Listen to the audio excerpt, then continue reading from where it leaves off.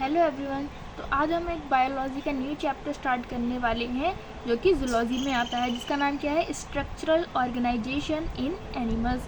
तो इस चैप्टर में हम एनिमल टिश्यू के बारे में पढ़ेंगे, फ्रॉग के बारे में पढ़ेंगे और कॉकरोच के बारे में पढ़ेंगे। स्ट्रक्चरल ऑर्गेनाइजेशन इन एनिमल्स मीन्स इसमें देखेंगे कि एनिमल में उसका स्ट्रक्चर है वो कैसे करके बन रहा है। ठीक है, तो सबसे पहले हम एनिमल की प्रॉपर्टीज़ पढ़ लेते हैं। तो एनिमल्स क्या होते हैं, मल्टी सेलुलर होते हैं, यानी कि इसमें बहुत सारी सेल्स होती हैं।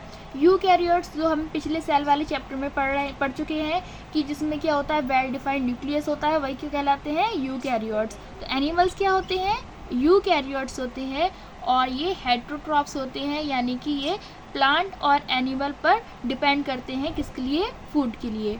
हेलोजोइक क्या होते हैं, जो अपने न्यूट्रिशन बनाते हैं, जैसे कि कंप्लीट फूड इंजेस्ट करते हैं फिर डाइजेस्टेड करते हैं। फिर उसके बाद क्या है, कंप्लीट फूड लिया, इंजेस्ट किया और ये छोटे छोटे टुकड़ों में टूट गया। ठीक है, किसके अंदर, बॉडी के अंदर। ठीक है, एनिमल्स क्या होते हैं, मेटाजोन्स होते हैं, जो कि क्या है, मल्टी सेलुलरिटी। फिर अदर प्रॉपर्टीज़ होती हैं, जैसे ग्रोथ हो गई, रिप्रोडक्शन हो गया, लोकोमोशन हो गया, यानी कि चेंज इन पोजीशन।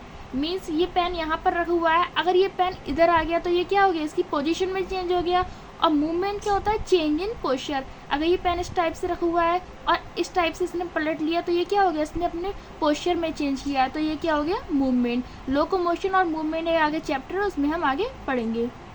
फिर हम देखते हैं स्ट्रक्चरल ऑर्गेनाइजेशन, मतलब कि एनिमल्स कैसे ऑर्गेनाइज हुआ। ठीक है, तो सेल्स होते हैं, सेल से मिलके क्या बनता है, टिश्यू बनता है, टिश्यू से ऑर्गन सिस्टम।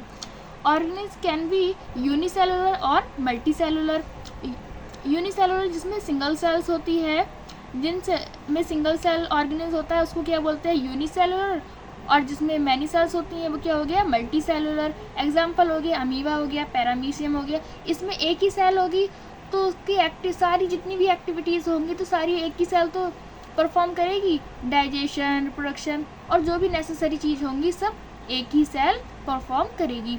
और मल्टी सेलुलर इसमें क्या है, एक वर्ड आया है, डिवीज़न ऑफ लेबर, मतलब इसमें मैनी सेल्स हैं तो अपना अपना काम सब बांट लेंगी, अलग अलग काम करेंगी। इसका एग्जांपल क्या हो गया, हाइड्रा हो गया। फिर ऑर्गेनाइजेशन ऑफ सेल से टिश्यू बनेगा, टिश्यू जिसमें हम एनिमल टिश्यू के बारे में इसी चैप्टर में पढ़ेंगे। और टिश्यू से ऑर्गन बनेगा, ऑर्गन से ऑर्गन सिस्टम बनेगा। फिर हम एनिमल किंगडम वाले चैप्टर में हम देखेंगे कि कुछ एनिमल्स होते हैं वो सिर्फ सेल से बने होते हैं, कुछ टिश्यू से बने होते हैं, तो कुछ ऑर्गन और कुछ ऑर्गन सिस्टम से। Thank you.